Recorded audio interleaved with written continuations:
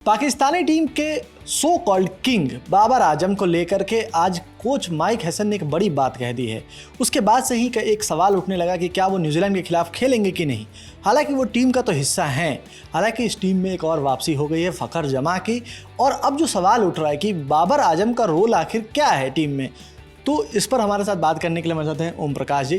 सबसे पहले तो माइक हैसन ने जो कही है बात बाबर आजम को लेकर के, तो उन्होंने कहा क्या है? बाबर आजम के लिए माइक हैसन ने ये कहा कि जो उनका जो रोल है वो सीमित रोल है और उनको हम पावर प्ले के लिए नहीं रखे हुए हैं। और जाहिर सी बात है कि अभी पिछले 10 या 11 मैचों से वो लगातार चौथे नंबर पर खेल रहे हैं।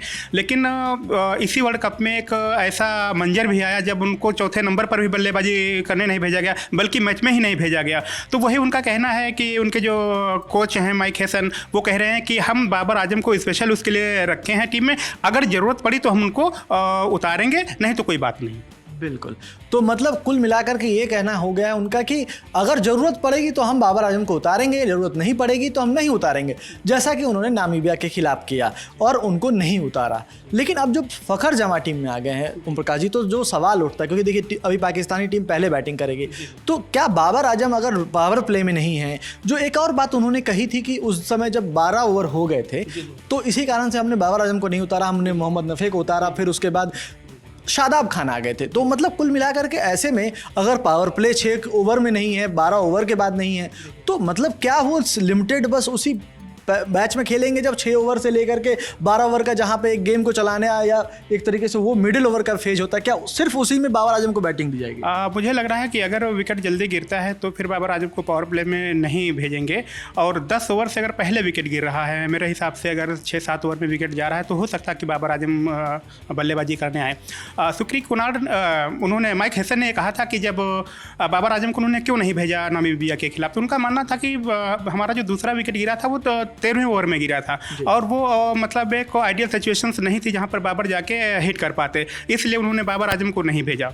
तो मतलब आइडियल सिचुएशन बाबर के लिए अब देखना पड़ रहा है टीम में कि बाबर आजम का रोल क्या हुआ, क्योंकि पिछले मैच में हमने देखा था कि सलमान अली आगा ने भी गुस्से में कुछ कहा था, रिएक्शन कुछ आया था। अब वो माइक हैसन को लेकर के रिएक्शन क्या था, उस पर माइक हैसन ने बहुत सारी बातें कही हैं, लेकिन एक बात जो स्पष्ट अभी तक नहीं हो पाया है कि बाबर आजम का जो रोल है, क्योंकि वो टीम में, पाकिस्तानी टीम में अभी डिफाइन होता नहीं दिख रहा है। इससे पहले वो टीम का हिस्सा नहीं थे, टीम में आए, नंबर 4 पर उनको भेज दिया गया, जबकि वो ऐसे मूल रूप से वो टॉप ऑर्डर के बैटर हैं। तो आप उनको पहले ही डाउन द ऑर्डर 4 नंबर पर रख रहे हैं। लेकिन अब जब फ़खर जमा टीम में आ जाएंगे तो क्या आपको लगता है कि कहीं ना कहीं बाबर आजम के साथ ही हर मैच में होने वाला, अगर विकेट नहीं गिरेंगे तो बाबर आजम नहीं आएंगे?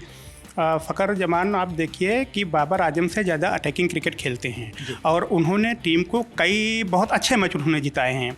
बाबर आजम का रिकॉर्ड ये कहता है कि टी में कि उन्होंने 217 गेंदें खेली हैं पावर प्ले में, और पावर प्ले में आज तक किसी बल्लेबाज ने दुनिया के 217 गेंदें नहीं खेली हैं, और उन पर उन्होंने 180 से ज़्यादा रन बनाए हैं और 86 का स्ट्राइक रेट है। यही माइक हैसन का कहना है कि इसीलिए हम बाबर आजम को पावर प्ले में कंसीडर नहीं कर सकते। देखिए पहले जब वर्ल्ड कप 2022 या उससे पहले के वर्ल्ड कप हुआ करते थे तो बहुत बड़ा स्कोर नहीं होता था, और ये एक बहुत बड़ा फैक्टर था जिसके कारण से बाबर आजम बहुत मुफीद नज़र आते थे टीम के लिए। हाँ ठीक है, वो एक ऐसे अहम प्लेयर हो जाते थे जो आकर के ओपन करते थे। हालांकि रन अ बॉल का उनका स्ट्राइक रेट आता था बहुत ज़्यादा, तो 110-120 तक स्ट्राइक रेट ज़्यादा था, अगर वो भी अगर लंबी पारी खेले तो ये सवाल अब उठने लगा है कि क्या बाबर आजम को उन्होंने टीम में सेलेक्ट करके गलती कर दी है? क्या मतलब ये पाकिस्तान रियलाइज़ कर चुका है क्या? देखिए, बाबर आजम को इन्होंने जब टीम में शामिल किया था तो उनके एक्सपीरियंस को देखते हुए शामिल किया था, लेकिन पिछले कुछ समय से देखा जाए तो बाबर आजम वो उस टाइप की बल्लेबाजी कर ही नहीं पा रहे हैं, वो टच में है ही नहीं। अब आप उनका वो कवर ड्राइव आपने उनका कब देखा था उस टाइप का? शायद उन्होंने वैसा कवर ड्राइव नहीं लगा पा रहे हैं। पिछले 3 मैचों में जो बाबर आजम ने वर्ल्ड कप में बल्लेबाजी की, उनमें सिर्फ 66 रन बनाए हैं, और इनमें से 40 से ज़्यादा रन उन्होंने एक मैच में बनाए थे यूएसए के खिलाफ। तो आप समझ सकते हैं कि बाबर आजम किस मतलब कितनी लो बैटिंग कर रहे हैं, उनका मोरल गिरा हुआ है। बिल्कुल, तो मोराल गिरा हुआ है बाबर आजम का, और इसमें जो है माइक हैसन और बाकी जो लोग हैं वो मुखर होकर बोल रहे हैं। इससे पहले मोहम्मद यूसुफ ने एक बात कही थी कि बाबर आजम को जब उन्होंने टीम से बाहर करने की बात कही तो उन्हें एज ए सेलेक्टर हटा दिया गया था, मतलब एक तरीके से उन्होंने आरोप भी लगाया था। लेकिन जो ओवरऑल अब जो सिचुएशन बन रहा है उसमें कई पूर्व प्लेयर्स भी सवाल उठा चुके हैं कि बाबर आजम को टीम से बाहर करो। ऐसे में आपकी क्या राय है, आप हमें कमेंट बॉक्स में लिख करके बताइए कि क्या आपको लगता है कि बाबर आजम टीम में बने रह सकते हैं। इस वीडियो में मेरा साथ दिया ओम प्रकाश ने, मैं सुकांत।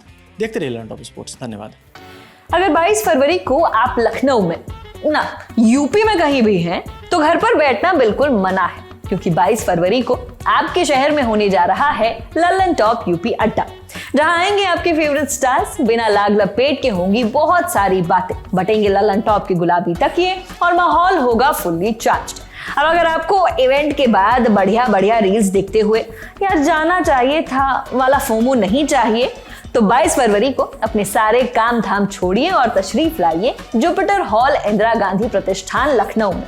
एंट्री सुबह 11 बजे से, रजिस्ट्रेशन बिल्कुल फ्री, एंट्री भी फ्री, मगर वाइब प्रीमियम, मौज की गारंटी हमारी।